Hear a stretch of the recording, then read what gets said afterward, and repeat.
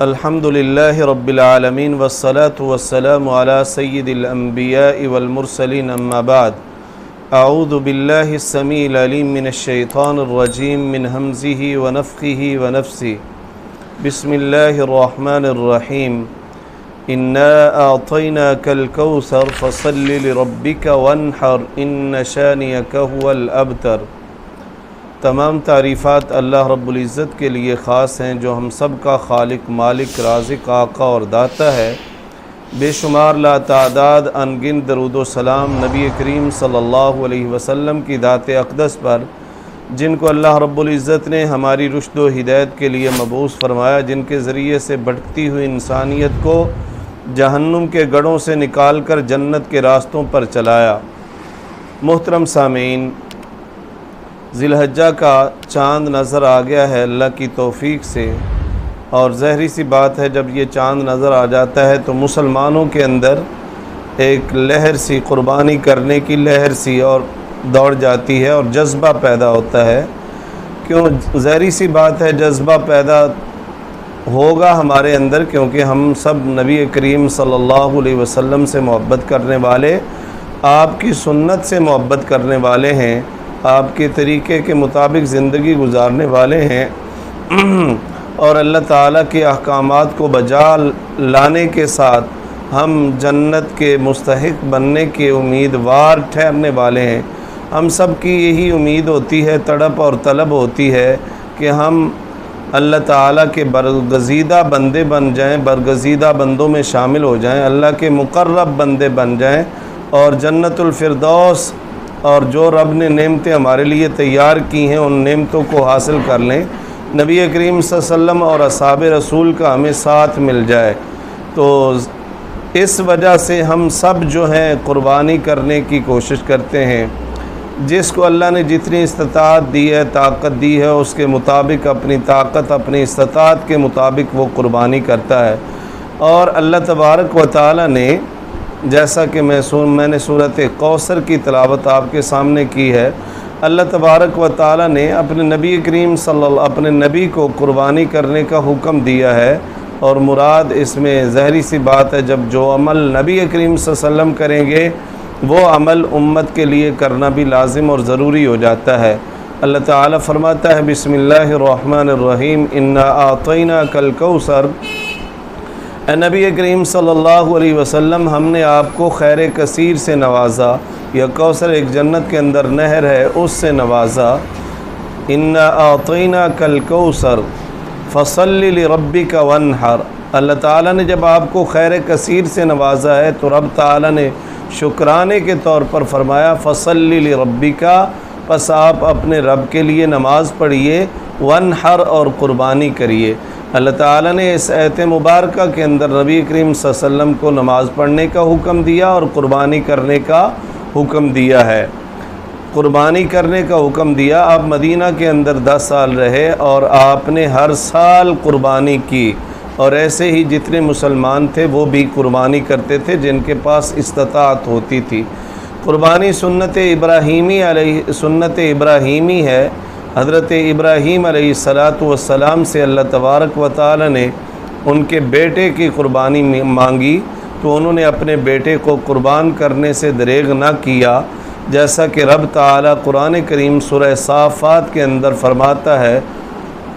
کہ حضرت ابراہیم علیہ السلام نے کہا وقال انی ذاہب الی ربی سیہدین، میں اپنے رب کی طرف جانے والا ہوں، ہجرت کر کے جانے والا ہوں، سیہدین میرا رب مجھے ان قریب سیدھا راہ دکھائے گا۔ پھر اپنے رب سے دعا کی ربی حب لی من الصالحین، اے میرے رب مجھے صالحین میں سے، نیکوکاروں میں سے ایک بچہ عطا کر۔ تو رب تعالی نے فبشرناہ بغلام حلیم، ایک بردبار بچے کی خوشخبری سنائی۔ فلما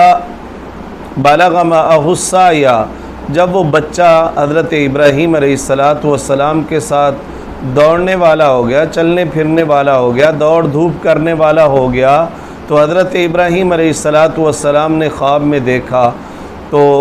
قال یا بنی انی اری فی المنام انی اذبحک فانظر ماذا تری، اے بیٹے میں نے خواب میں دیکھا ہے کہ میں تجھے ذبح کر رہا ہوں، تو تم اپنا خیال بتاؤ کہ کیا کرنا چاہیے۔ فانظر ماذا ترى، تم بتاؤ تمہاری کیا رائے ہے۔ تو بیٹے نے کہا قال یا ابت افعل ما تؤمر، اے ابا جان جو اللہ نے تمہیں حکم دیا ہے۔ اتنا بردبار بچہ، اتنا فرما بردار بچہ کہ فوراً کہا یا ابت افعل ما تؤمر، اے ابا جان وہ کر گزریے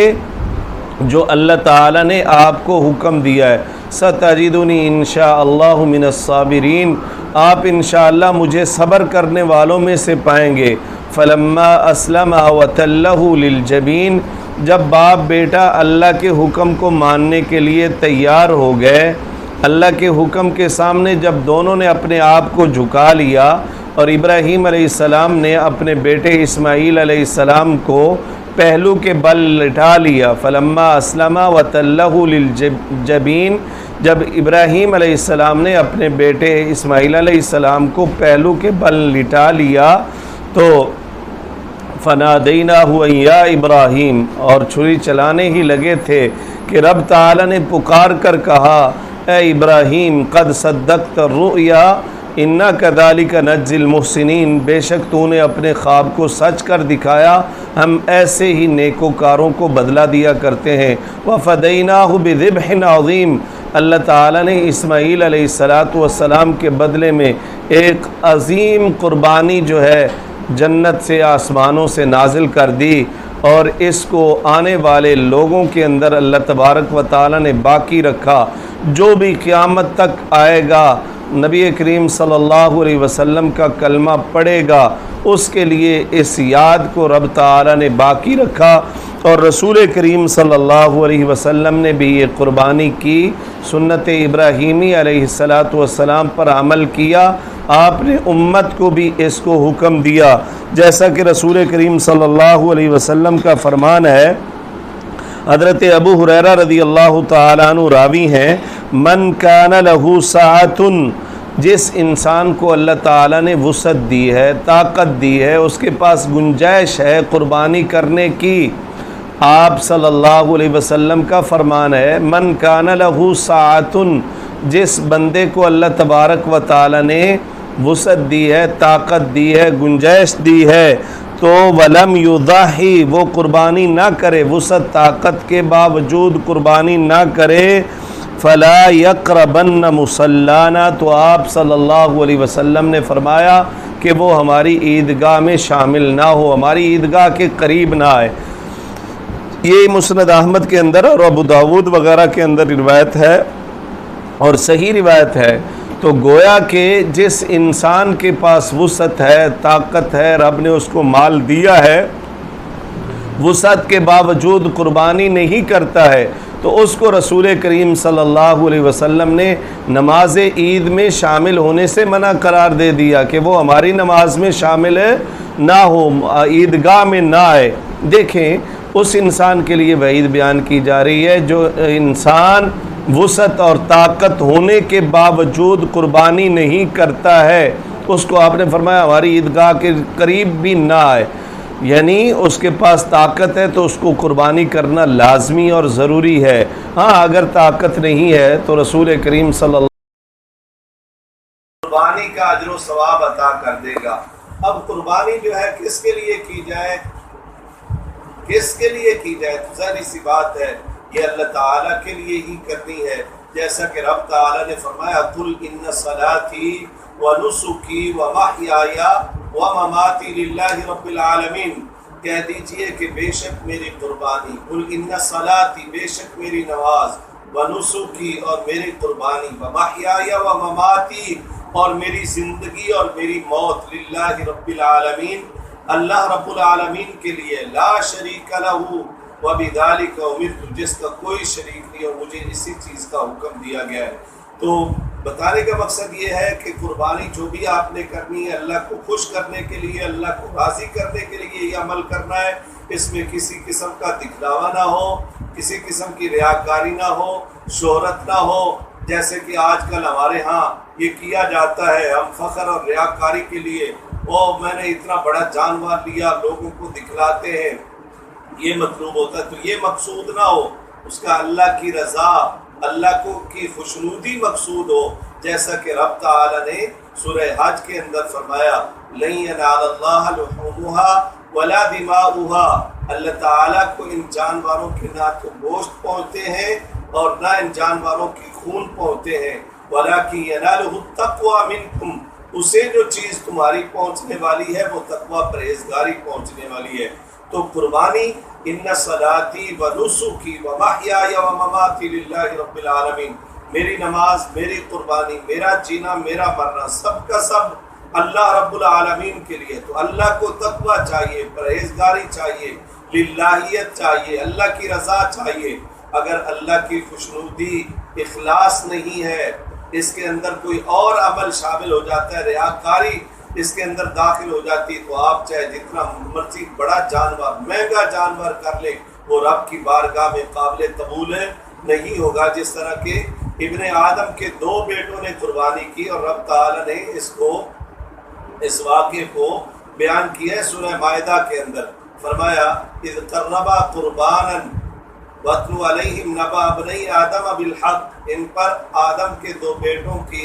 کا قصہ حق کے ساتھ ان کو سنا دیجئے۔ اذ قربا قربانا، جب دونوں بیٹوں نے قربانی کی، فَتُقُبِّلَ مِنْ أَحَدِهِمَا وَلَمْ يُتَقَبَّلْ مِنَ الْآخَرِ، ان میں سے ایک کی قبول کی گئی اور دوسرے کی قربانی قبول نہ ہوئی۔ اب جس کی قبول ہوئی تھی، جس کی قبول نہیں ہوئی تھی، اس نے کہا جس کی قبول ہوئی تھی کہ میں تجھے قتل کر دوں گا، اس نے کہا کہ یہ قربانی دے کے مجھے قتل کر دے گا، اس میں میرا کیا قصور ہے؟ قبول کرنے والی ذات اللہ کی ہے، اور انما یتقبل اللہ من المتقین، اللہ قربانی کن کی قبول کرتا ہے؟ متقی پرہیزگار لوگوں کی قربانی قبول کرتا ہے۔ اب میں آپ کو ساتھ ساتھ یہ بھی بتاتا جاؤں، قربانی اس کی قبول ہوگی جو رب سے ڈرنے والا ہے، ڈر کر زندگی گزارنے والا ہے، جس کا عقیدہ ٹھیک ہے، کتاب و سنت کے مطابق زندگی گزارنے والا ہے۔ اگر کسی کا عقیدہ درست نہیں ہے، شرک و بدعات کا مرتکب ہونے والا ہے، تو اس کی قربانی، کسی قسم کی کوئی قربانی قابل قبول نہیں ہوگی۔ اور اگر بدعات بھی کرتا ہے، سنت سے ہٹا ہوا ہے، سنت کے مطابق زندگی نہیں گزارتا ہے، تو اس کا بھی عمل کوئی قابل قبول نہیں ہوگا، کیونکہ رسول کریم صلی اللہ علیہ وسلم نے فرمایا من عمل عملا لیس علیہ امرنا فہو رد، جس نے کوئی ایسا عمل کیا جو ہمارے طریقے کے مطابق نہ ہوا تو وہ مردود ہے، وہ قابل قبول نہیں ہوگا۔ تو قربانی کرنے کے لیے تقوی، پرہیزگاری، للہیت، اخلاص یہ لازمی ہے، اس میں ریاکاری، شہرت اور دیگر چیزیں جو ہیں وہ نہ ہوں، اگر وہ آ گئی تو وہ آپ کی قربانی ضائع جائے گی۔ اب بات رہی کہ اللہ تبارک و تعالیٰ متقی پرہیزگار لوگوں کی قربانی قبول کرتا ہے، جتنا زیادہ اخلاص ہوگا اتنا ہی زیادہ آپ کو اجر و ثواب اس کا ملے گا۔ حضرت ابراہیم علیہ السلام کے اندر اخلاص تھا، تو بیٹے کو قربان کرنے کے لیے دریغ نہ کیا، تو اللہ تعالیٰ نے آنے والے لوگوں کے لیے ہمیشہ کے لیے قیامت تک اس سنت کو جاری کر دیا، اور ہم الحمدللہ اس سنت پر ہر سال عمل کرتے ہیں، ہر سال عمل کرتے ہیں۔ رسول کریم صلی اللہ علیہ وسلم نے فرمایا، حضرت عبداللہ بن کیا قربانی کرنا واجب ہے، لازم ہے، ضروری ہے، یہ فرض ہے یا نہیں فرض ہے؟ عبداللہ بن عمر رضی اللہ تعالیٰ عنہ سے سوال کیا گیا، ایک آدمی نے سوال کیا کہ قربانی کرنا فرض ہے، تو عبداللہ بن عمر رضی اللہ تعالیٰ عنہ نے جواب دیا، ضحى رسول اللہ صلی اللہ علیہ وسلم والمسلمون، کہ رسول کریم صلی اللہ علیہ وسلم نے قربانی کی اور مسلمانوں نے قربانی کی۔ اس نے پھر پوچھا تو کہا کہ میں تمہیں بتا تو رہا ہوں کہ رسول کریم صلی اللہ علیہ وسلم نے بھی قربانی کی اور باقی مسلمانوں نے بھی قربانی کی، اس لیے جس کے پاس وسعت ہے اس کو قربانی لازمی کرنی چاہیے۔ اور قربانی کرنے سے پہلے انسان کو وہ جو جانور ہے وہ دیکھنا چاہیے، جیسا کہ ابراہیم علیہ السلام نے سب سے اعلیٰ، سب سے جو محبوب چیز تھی اس کی قربانی کرنے سے دریغ نہ کیا، پیچھے نہ ہٹے، تو ہمیں بھی وہ جانور کرنا چاہیے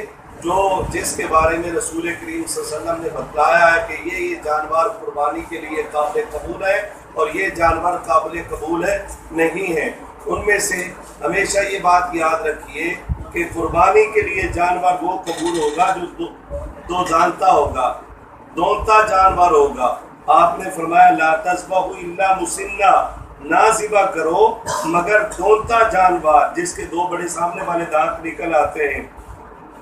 الا ان یسر علیکم، ہاں اگر تمہیں اس طرح کا جانور نہ مل رہا ہو، تم پر تنگی آ جائے، مالی لحاظ سے تنگی آ جائے، یا منڈی کے اندر آپ کو جانور وہ نہ ملے، دونتا جانور نہ مل رہا ہو، تو سب سے پہلے آپ نے دونتا جانور دیکھنا ہے جس کے بڑے سامنے والے دو دانت نکل آتے ہیں۔ آپ نے فرمایا نہ ذبح کرو، نہ قربانی کرو مگر دونتے جانور کی،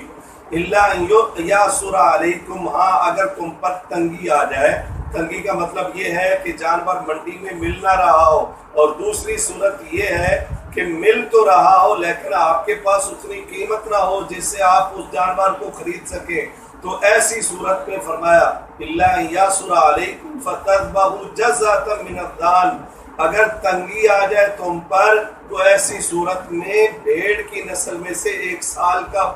بچہ جو ہے، بھیڑ کی نسل میں سے 1 سال کا بچہ وہ ذبح کر سکتے ہو۔ یہ صحیح مسلم کی روایت ہے۔ اب کچھ لوگ کھیرے جانور کی بھی قربانی کرتے ہیں، تو اس جانور کی قربانی بالکل نہیں ہو گیا۔ اس کی صورت یہی ہے جو میں نے بتا دی ہے، تنگی کی صورت میں آپ کو منڈی میں مل نہیں رہا، یا دوسری صورت یہ ہے کہ مل رہا ہے لیکن آپ کی قیمت سے زیادہ، اس کی قیمت آپ کی پہنچ سے زیادہ ہے، تو ایسی صورت میں بھیڑ کی نسل میں سے 1 سال کا جو ہے بچہ وہ ذبح کر سکتے ہیں۔ اب یہ رہا دونتا جانور کرنا ہے۔ اس کے علاوہ رسول کریم صلی اللہ علیہ وسلم نے فرمایا اربع لا تجوز فی الاضحائی، 4 قسم کے عیب ایسے ہیں جو قربانی میں جائز نہیں ہے۔